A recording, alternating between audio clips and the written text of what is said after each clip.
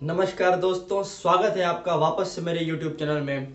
और जो रश्मि रथी की श्रृंखला हम दिनकर द्वारा रचित, रामधारी सिंह दिनकर द्वारा रचित रश्मि रथी के महाकाव्य की श्रृंखला को आगे लेकर चल रहे हैं। तो पिछले वीडियो में आपने देखा था कि भगवान ने अपना विराट स्वरूप दिखाया था और दिनकर जी की जो शब्दों से फोटोग्राफी हो रही है वो आपने देखी। और अभी आगे की कड़ी में जो मैं ये सर्ग सुना रहा हूँ, तृतीय सर्ग का ये दूसरा भाग है। इसमें आप देखेंगे कि भगवान श्री कृष्ण ने क्या क्या प्रलोभन दिया। योगीराज श्री कृष्ण क्यों कहे जाते हैं, क्यों कहा जाता है भुवन मोहन कन्हैया को योगीराज। धर्म की स्थापना के लिए, युद्ध को टालने के लिए ईश्वर ने जितने कर्म किए वह कैसे असफल हुए, और अंत में वह कर्ण से क्या चाल चलते हैं, क्या दिमाग लगाते हैं, कौन सी राजनीति का बुद्धि लगाते हैं कि जिसके कारण वो चाहते हैं कि युद्ध ना हो, मानवता शर्मसार ना हो। परंतु आगे कड़ी में कर्ण की महानता आपको उजागर होगी। तो सुनिए कि भगवान सभा को छोड़ चले, अपना विराट स्वरूप दिखला के यह देख गगन मुझ में लहे के बाद से कि भगवान सभा को छोड़ चले, करके रणगर्जन घोर चले। सामने कर्ण सकुचाया सा, सामने कर्ण सकुचाया सा, आ मिला चकित भरमाया सा। वो भी बहुत ही विस्मय में था कि ये क्या हो गया। आ मिला चकित भरमाया सा, हरि बड़े प्रेम से कर अर्थात हाथ, हरि बड़े प्रेम से कर धरकर ले चले उसे अपने रथ पर। उनके कंधे पे हाथ रखा और कहे हमारे साथ चलिए। कि रथ चला परस्पर बात चली, साम दम की टेढ़ी घात चली। दिनकर जी लिख रहे हैं, लोग ऑफेंस हो सकते हैं कि कैसा लिख रहे हैं ईश्वर के बारे में। ईश्वर के बारे में नहीं, वो युद्ध रोकने के लिए कितने कर्म किए वो लिख रहे हैं। कि रथ चला परस्पर बात चली, शाम दम की टेढ़ी घात चली। शीतल, जितना गुस्सा हुए थे ठंडे हुए। शीतल हो हरि ने कहा हाय, अब शेष नहीं है कोई उपाय। हो विवश हमें धनु धरना है, क्षत्रिय समूह को मरना है। कि भैया दुर्योधन मान नहीं रहा है, झगड़ा होना फिक्स है। मैंने कितना कुछ सहा नहीं, विषभंग कहाँ तक सहा नहीं। मैंने क्या क्या नहीं किया, कहाँ तक नहीं जाना। पर दुर्योधन मतवाला है, जो पागल होते हैं बुद्धि से, जैसे हाथी पगलाता है उसे मतवाला हाथी बोलते हैं। पर दुर्योधन मतवाला है, कुछ नहीं समझने वाला है। चाहिए उसे बस रण केवल, यही धरती का मरण केवल। उसे मृत्यु चाहता है। हे वीर तुम्ही बोलो अकाम, तुम्हें बताओ। हे वीर तुम्ही अब बोलो अकाम, क्या वस्तु बड़ी थी 5 ग्राम। कोई 5 गांव कोई बड़ी चीज नहीं है। वह भी कौरव को भारी है, मती गई मुड़की मारी है। दुर्योधन को बोंधू कैसे, दुर्योधन को बोंधू कैसे, इस रण को अवरोधूं कैसे। कुछ उपाय बताओ कि रुक जाए। सोचो क्या दृश्य विकट होगा। तांडव देखिए कि सोचो क्या दृश्य विकट होगा, रण में जब काल प्रकट होगा। बाहर शोणित की रक्तधार, जो रक्त बहेगा, बाहर शोणित की रक्तधार, भीतर विधवाओं की पुकार। भाई युद्ध में दो ही चीजें होती, चाहे इस पार या उस पार। विजयी होने वाला या हारने वाले का कुछ नहीं जाता, जाता है कितनी माओ का सिंदूर, कितनी माओ की आंचल, कितनी माताओं के मांग का सिंदूर, और कितनी बहनों की कलाई सोनी हो जाती है। युद्ध में बस ये जाता है, प्रेम खत्म हो जाता है। भीतर विधवाओं की पुकार, निर्शन विष्णु चिल्लाएंगे, बच्चे अनाथ चिल्लाएंगे। निष्णन वितनन चिल्लाएंगे, बच्चे अनाथ चिल्लाएंगे। अब सुनिए वह क्या कहते हैं कि चिंता है मैं क्या और करूं, चिंता है मैं क्या और करूं, शांति को छिपा किस ओट धरूं। कहाँ लेके आऊं शांति, सब राह बंद मेरे जाने। हाँ एक बात यदि तू माने, कि सिर्फ तुम मान जाओ कि आखिरी उम्मीद तुम ही हो। हाँ बात एक यदि तू माने, तो शांति नहीं जल सकती है, समराग्नि ये भी टल सकती है। युद्ध की आग है, समर की अग्नि है, ये भी टल सकती है। पा तुझे धन्य है दुर्योधन, उपमा देखिए कि पा तुझे धन्य है दुर्योधन, तू एकमात्र उसका जीवन। तेरे बल की है आस उजे, तुझे जय का विश्वास उसे। मतलब सिर्फ विजय होगी तो कर्ण से होगी। तू संग न उसका छोड़ेगा, वह क्यों रण से मुख मोड़ेगा। तुम साथ छोड़ दो वो अपने आप हार जाएगा। क्या अघटनी घटना कुशल, ये जो घटना है, क्या अघटनी घटना कुशल, तू प्रथा कुंती का प्रथम लाल। मतलब उसको बोलते हैं कि तुम कुंती के पहले पुत्र हो, तू प्रथा कुंती का प्रथम लाल। वनसूत अनादर सहता है, बनसूत अनादर सहता है, कौरव के दल में रहता है। सरचाप उठाने आए प्रहार, सरचाप उठाने आए प्रहार, पांडव से लड़ने को तत्पर। तो अर्थ ये है कि आपको क्यों लड़ना है पांडव से। अब कर्ण का जवाब देखिए कि माँ का स्नेह पाया न कभी, सामने सत्य आया न कभी, किस्मत के फेरे में पड़कर, किस्मत के फेरे में पर पा प्रेम प्यार दुश्मन सा घर, निज बंधु मानता है घर को, कहता है शत्रु सहोदर को। अपने दूसरे को भाई कहते हो, पर कौन दोष इसमें तेरा, पर कौन दोष इसमें तेरा, इसमें तुम्हारा कोई गलती नहीं है। अब कहा मान इतना मेरा, मेरी थोड़ी सी बात मान लो, चल होकर संग अभी मेरा, है जहां पांच भाता तेरे। अब उसको लालच दे रहे हैं कि है जहां पांच भ्राता तेरे, जहां पे तुम्हारे पांच भाई हैं, बिछड़े भाई मिल जाएंगे, हम मिलकर आमोद मनाएंगे, हम मिलकर खुशी मनाएंगे। ठीक, कुंती का तू ही तने ज्येष्ठ, सबसे बड़ा पुत्र, तने मतलब पुत्र, ज्येष्ठ मतलब बड़ा, तो कुंती का सबसे बड़ा बेटा है, तो कुंती का पुत्र तनय ज्येष्ठ, बल बुद्धि शील में परम श्रेष्ठ। तीनों चीजें हैं, बल भी है, बुद्धि भी है और शालीनता भी है, यही कारण कर्ण महान है, तीनों में श्रेष्ठ।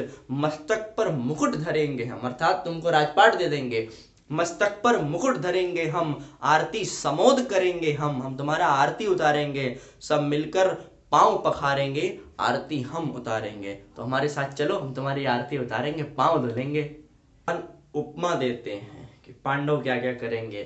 पदत्राण भीम पहनाएगा, वो भीम जिसको 10,000 हाथियों का बल है, वो पांव की चप्पल पहनाएगा कि पदत्राण भीम पहनाएगा, धुर्माचिप चमर झुलाएगा। युधिष्ठिर पहरे पर पार्थ प्रवर होंगे, रक्षा कौन करेगा, सर्वश्रेष्ठ धनुर्धारी अर्जुन पहरे पर पार्थ प्रवर होंगे, सहदेव नकुल अनुचर होंगे, पीछे पीछे चलने वाले होंगे, भोजन उत्तरा बनाएगी, पांचाली पान खिलाएगी, द्रौपदी पान खिलाएगी। इतनी बड़ी उपमा दे दी 5 भाइयों में।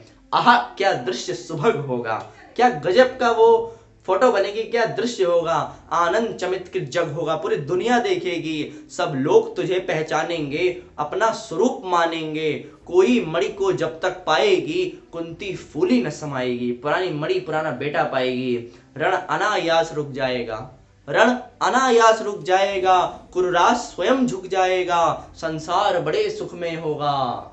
ईश्वर संसार बड़े सुख में होगा, कोई न कहीं दुख में होगा, सब गीत खुशी के गाएंगे, तेरा सौभाग्य मनाएंगे। जैसे तुम वहां से यहाँ चले आए, कुरुराज्य समर्पण करता हूँ, साम्राज्य समर्पण करता हूँ, यश मुकुट मान सिंहासन ले, यश मुकुट मान सिंहासन ले, बस एक भीख मुझको दे दे, कौरवों को तज रण रोक सके, भूखा हर भावी शोक सके।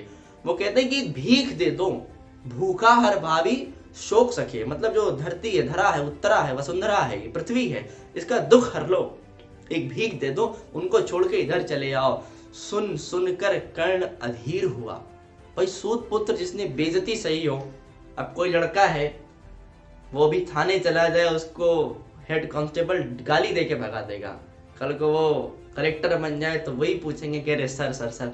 तो वो कर्ण ने जिंदगी देखी नहीं थी, तो कहता है कि सुन सुनकर कर्ण अधीर हुआ, उसको थोड़ा सा एक बार लगा कि हाँ सही बात है, तनिक एक गंभीर हुआ, एक क्षण को गंभीर हो गया, फिर कड़ा कहा बड़ी यह माया है। योगी राज कृष्ण को पहचान गया कि फिर कहा बड़ी यह माया है, जो कुछ आपने बताया है, दिन मणि से सुनकर वही कर्ण, मैं भोग चुका हूँ ज्ञान व्यथा।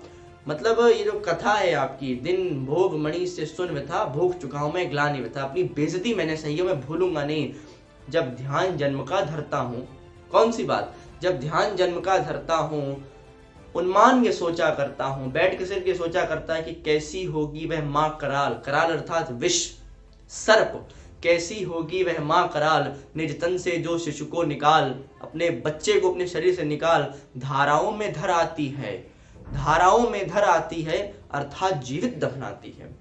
यहाँ पे कर्ण अपनी माँ को, कुंती को नागिन कहता है, सर्पिणी कहता है, वह नारी नहीं वह नागिन है ना, कैसी होगी वह माँ कराल।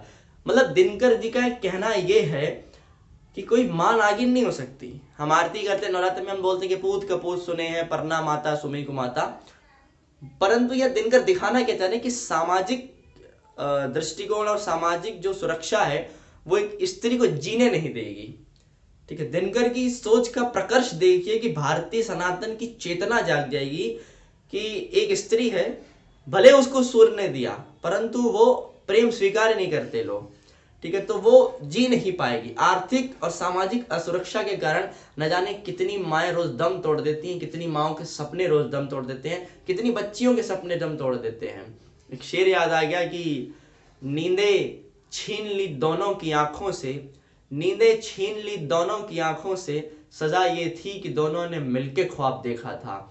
तो ये भारतीय समाज है। तो दिनकर एक मैसेज देना चाह रहे थे कि देखिए, वो माँ को सर्पिणी कहता है तो उसमें ना कुंती का दोष है न कर्ण का दोष है। वो सूत पुत्र कह के उसने विरह सहा है, ग्लानि सही है, दंभ सहा है और निम्न स्तर सहा है, मगर कुंती की भी अपनी व्यवस्था थी जो सूर्य भगवान ने उन्हें आशीर्वाद स्वरूप दे आए थे। तो ये भारतीय समाज पे कटाक्ष है। तो आगे सुनिए कि कर्ण अभी दुखी है। वो कहता क्या है कि सेवती मांस दस्तक जिसको, 9 महीने 10 महीने जिसको पेट में रखा, पालती उदर, उदर अर्थात पेट, उदर में रख जिसको, जीवन का अंश मिलाती है, जीवन का अंश खिलाती है, अंतर का रुधिर पिलाती है, आती फिर उसको फेंक कहीं, आती है फिर उसको फेंक कहीं, नागिन होगी वह नारी नहीं। अर्थात वह नागिन है, नारी नहीं है कि उसने 9 महीने अपना दूध अपना खून पिलाया है। हे कृष्ण आप चुप ही रहिए, लालच मत दीजिए, माया मत दिखलाइए, बड़ी बड़ी यह माया है। यह कुछ जो आपने बतलाया कि हे कृष्ण आप चुप ही रहिए, इस पर अधिक न कुछ कहिए, सुनना न चाहते तनिक श्रवण। अगर कुछ फालतू सुनना नहीं चाहते, जिस माँ ने मेरा किया जनन वह नारी नहीं कलपाली थी, सर्पिणी परम विकराली थी। वह ऐसी सांप थी, ऐसी नागिन थी जिसमें बहुत जहर था, बहुत विकराल रूप था, बहुत बड़ी नागिन थी। पत्थर समान उसका ही था, ही अर्थात मन, उसका जो दिल था, उसका मन था, वो पत्थर के समान था। सुत समाज बढ़कर प्रिय था, बेटे से बढ़कर समाज था। कितनी बड़ी बात है कि सुत से समाज बढ़कर प्रिय था। गोदी में आग लगा करके, गोदी में आग लगा करके मेरा कुल वंश छिपा करके दुश्मन का उसने काम किया, माताओं को बदनाम किया। कितना बड़ा आरोप लगाए, कुंती कैसे जी होगी। माँ का पद भी न पिया मैंने, माँ का पे अर्थात दूध, माँ का पे भी न पिया मैंने, उल्टे अभिशाप लिया मैंने। मैं आपको बता दूं कि अगर आप कुंती से नफरत कर रहे हैं तो अभी आपने लॉकडाउन में महाभारत देखी होगी, उसमें मैं आपको बता दूं सिर्फ 6 स्त्रियां पूजनीय हैं। सबसे पहले देवी रुक्मिणी, उसके बाद कुंती का नंबर आता है, उसके बाद और भी हैं। अगर आपको जानना है तो कमेंट कीजिए, या आपको पता है तो कमेंट कीजिए। अगली वीडियो में इसको बताएंगे कि 6 लड़कियां औरतें कौन थी। मैं आपको 2 बता दे रहा हूं कि पहली रुक्मिणी और दूसरी कुंती। कुंती की महानता ये थी कि अंत में कुंती ने जो राजसी वैभव लेके जो दुख सहा, जो अज्ञातवास में सहा, जो वनवास में सहा, इस कारण कुंती महान है। किंतु कर्ण क्या कहता है कि वह नारी नहीं कलपाली थी, सर्पिणी परम विकराली थी, बहुत बड़ी नागिन थी। तो माँ का पे भी न पिया मैंने माँ का दूध भी नहीं पिया, उल्टे अभिशाप लिया मैंने, वह तो यशस्विनी बनी रही, नाम राग भैरानी है, वह तो यशस्विनी बनी रही, सबकी उस पर तनी रही, नजरें सबकी उस पर तनी रही, कन्यावर ही अपरिणीता, कन्यावर ही अपरिणीता, जो कुछ बीता मुझ पर बीता।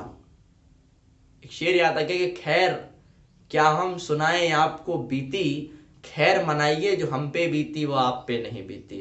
तो जो कुछ बीता मुझ पर बीता, मैं जाति गोत्र से दीनहीन, मैं जाति गोत्र से दीनहीन, राजाओं के सम्मुख मलिन, सूर्यपुत्र का राजाओं के सम्मुख मलिन, जिसका मुंह गिरा हुआ है, अब शेष अनादर पाता था, सिर्फ बेइज्जती मिली है, कि शूद्र पुकारा जाता था, पत्थर की छाती फटी नहीं, कुंती तब तो मुझसे कटी नहीं, तब वो मेरे पास नहीं आई।